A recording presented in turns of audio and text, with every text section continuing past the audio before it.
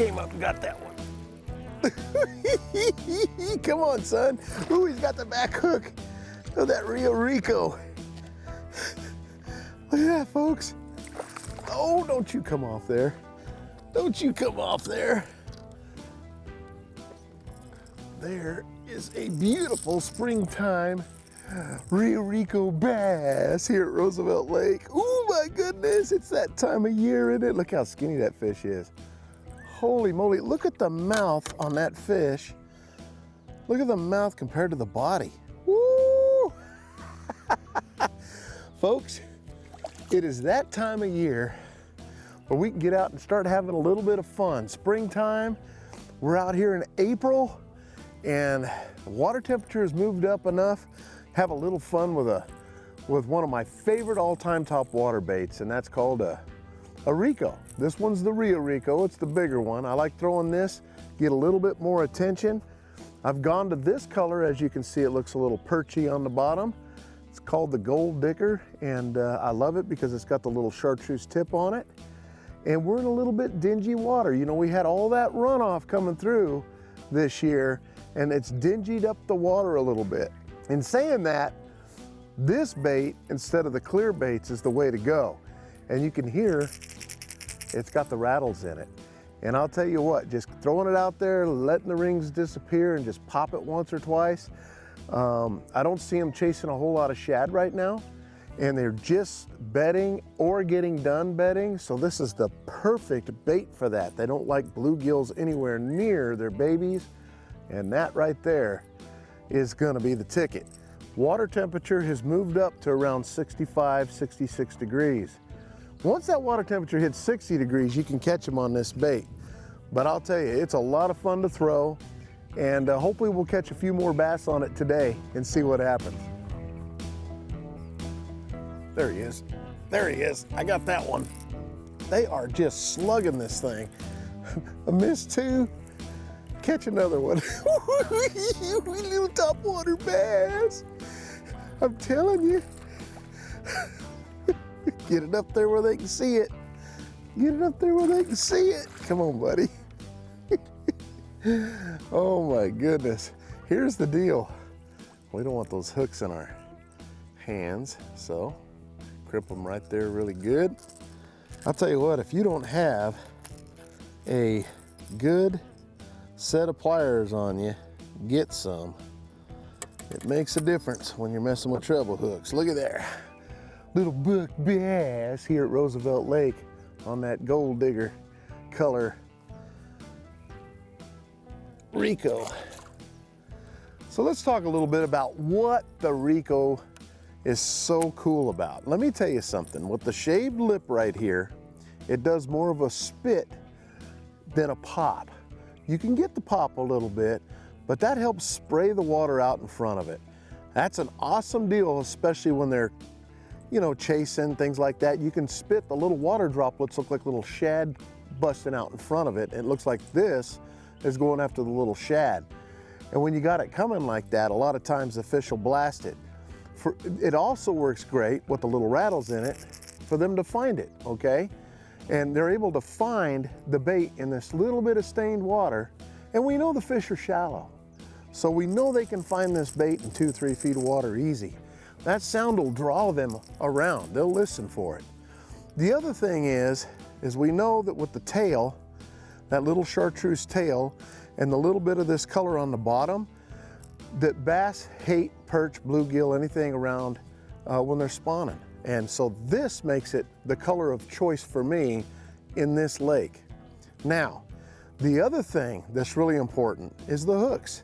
They already come out with awesome hooks, and I'll tell you, they're sharp as all get out. I don't know how a fish can hit it sometimes and not get it, but the one thing you have to be careful with a bait like this, and it's really important to remember, is not to get a little bit overzealous with your hook sets.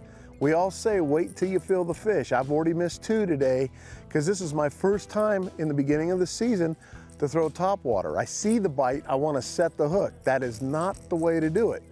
You really have to make sure that when you throw this out there, that you are allowing the bait to sit there, let the fish engulf it, inhale the bait, okay?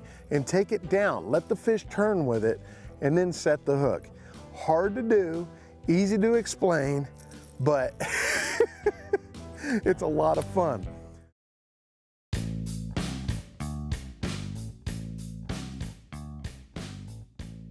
There's one other thing that's really important with this kind of fishing, is I use, you know, when I'm throwing spinner baits and I'm throwing sinking baits, I use fluorocarbon line. Fluorocarbon line sinks. This happens to be a green monofilament I'm throwing. Bass Pro Shops makes a great monofilament line. Okay, you can throw 14-pound test line on this, or 17, you want it to sit on top of the water.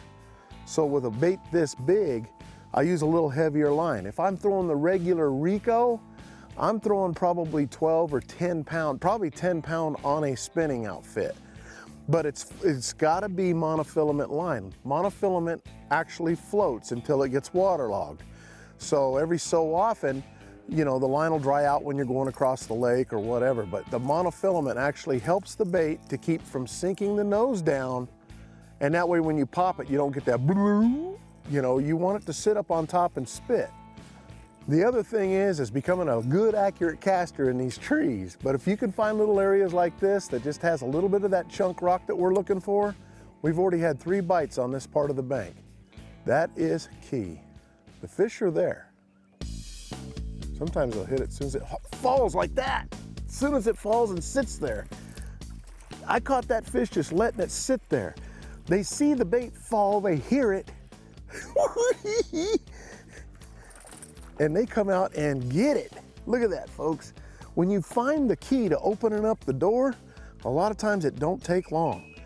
This is 4 bites in less than 5 minutes, 7 minutes. Look at that. All right. So, it is so fun when you find the right baits to throw and you want to jump one more time? I don't want to get that hook in there. Come here, buddy. Always be careful of your hooks. Always be careful. Oh, I got him on the bottom hook. I'm gonna bring him up. I know I got him hooked good there. Hook came out of his mouth. A lot of times what'll happen is these fish will go up and slap the bait. What I call, look at the war wounds on that fish. Wow, he's got some war wounds on him, but he's good. But I'm gonna let him go. But a lot of times, these fish don't want this in their area, and they'll get up and they'll slap it. It's kind of a warning. Fish this time of year, especially if they're making beds, things like that, and they're up shallow, a lot of times they're really not feeding. It's more protection.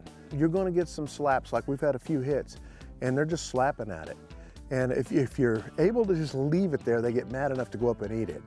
But a lot of times we all get a little anxious and set the hook and pull it away from them. But a lot of fun.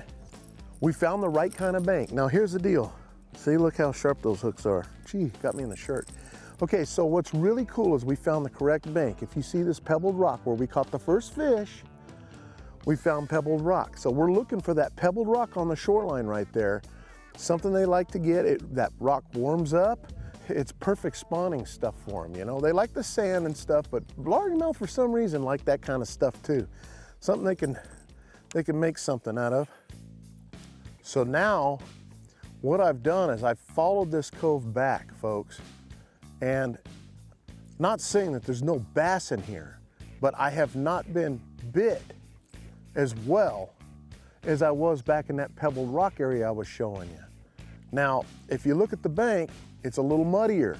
See how you have the mud bank, not nearly as much of the little chunky rocks? So that makes a huge difference. When you're looking for a pattern, if I was in a tournament right now, I may just start looking for that pebbled rock and leave this kind of stuff alone. I'm not saying there's not bass there every so often. There'll be bass there, but it seems like the majority of my bites, I mean, I had like 4 or 5 bites in less than 7 minutes there on that one little stretch. And then we come to as soon as it got to the muddy part where you're not seeing near the chunk rock, I'm not getting as bit. Now there's a little chunk rock up there. Let's see if there's something there. When I can see the rocks coming into the water, that's what I'm kind of looking for. Oh, got him. He came up. Oh, that's a good one, folks. That's one of those bigger fish. Look at that fish. Oh my goodness. Oh my goodness. Oh, yeah. Come on, sweetheart. That's the kind that eat that Rico. Look at how that fish engulfed that bait. Oh my goodness. Oh, that's what you find in the backs of those cuts with the wood. All right, come on. You got the whole bait in your mouth, man. That'll be fun. Look at that bass. Oh, little Rico bass. Oh, where's my pliers? Look how that fish ate that bait. Huh? Huh? Be careful with the feathers when you're pulling these out. Look at that, huh? Folks, let me tell you something.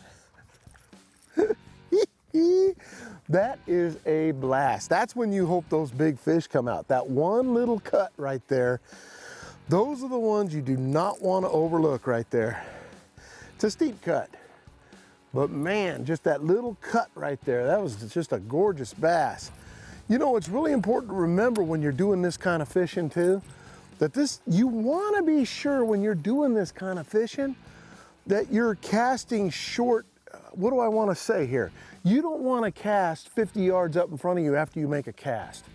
Make them like 10 yards apart down the bank. You know, you and your partner might cast and then one guy casts way up in front, things like that. But a lot of times when you're by yourself, you have a tendency to reel up and then you'll make a cast 25, 30 yards away from the cast you just made. When you're fishing in this dingy water down the bank like this, you only want to separate your cast maybe 10 feet apart at best, you know, and hit everything. You know, so many fishermen are missing a lot of water. They think they've covered it and they haven't. And what happens is they just miss a lot of water they didn't go after. So you need to make sure, it's very important to make those casts a little shorter together, and you'll catch a lot more fish, I promise you, especially when you're down the right bank.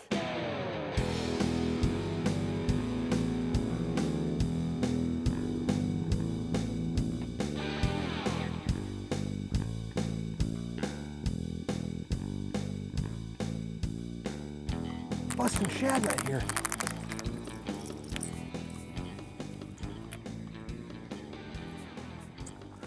Oh, he missed it. He missed it. How did he miss that? Got him. I got him. That's another beauty of having that Rico on right there. When you see him start coming up and busting shad, look at that. Come on, buddy. All right, you're done. All right, you're done. Easy does it. I got you hooked good. That one came up, we came up underneath the dam here just to see what it looked like. And we saw him busting shad, little buck bass, but we saw some shad blow up right here and I'm like, eh! That's the other reason why it's nice to have a Rico tied up. You can throw right out there, and a lot of times those fish that are busting those shad will hit that topwater bait. It's a lot of fun. I don't know how many were in there, but they were definitely busting them in there. That's a good sign. It really is a good sign to see. Oh, look at them. They're up on the bank up there. So I'm going to throw right up there. See them up there? Oh, that's a good one, folks. Oh, that's a good one. Oh, look at that. Look at that. Hey, if they want to start busting shad, I'm all for it. Oh my goodness. Look at that fish. He came up and smoked that bait. Did you see that?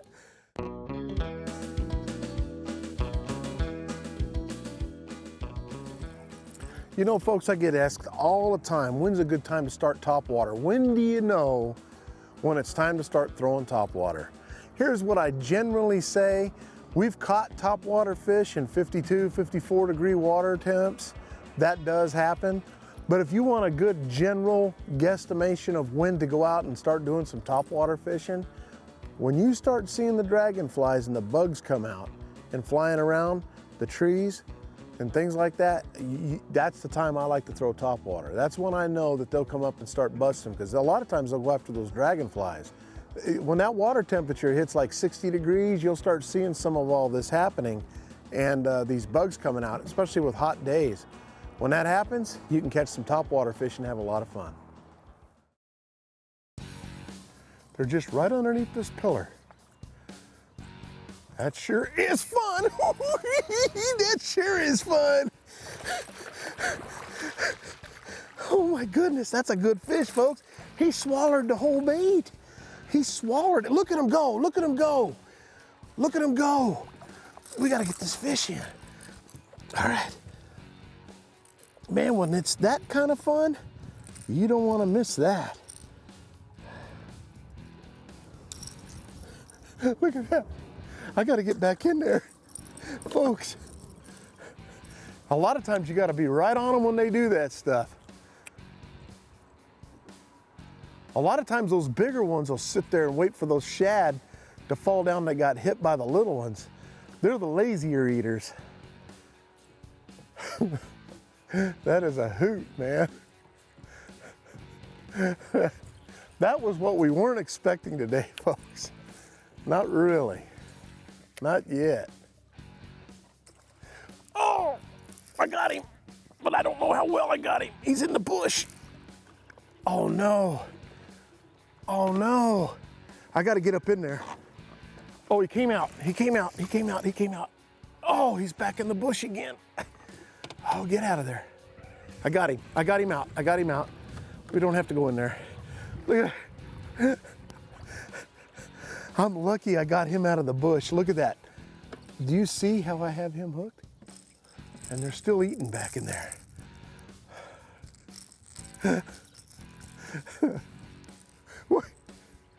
I'll take a look over scale any day. That is a blast.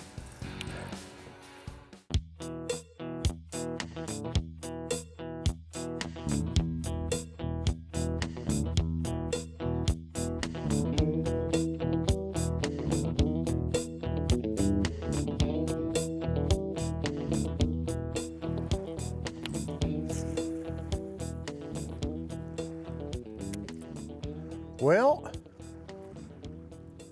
another day has come and gone, and I'll tell you what, I've had a blast throwing these Rio Ricos. That gold digger in this muddier water is the way to go. And I'll tell you right now, if I had to choose between one of my all-time favorite colors is one I made for this time of year in clear water, which was the formula color, Johnny's Formula, or this bait in this particular dingy of water, it's going to be this bait today. So there's two baits that I love to throw this time of year, and I'll tell you what, you'll have a lot of fun with these things. Take one more good gander at the Gold Digger by Lobina Lures, the Rio Rico, and look at that baby. Grab some, catch some fish. It'll be worthwhile to have a couple of these in your box. Till next week, we'll see you. I'm Johnny Johnson. Now, see, that's what I'm talking about, folks.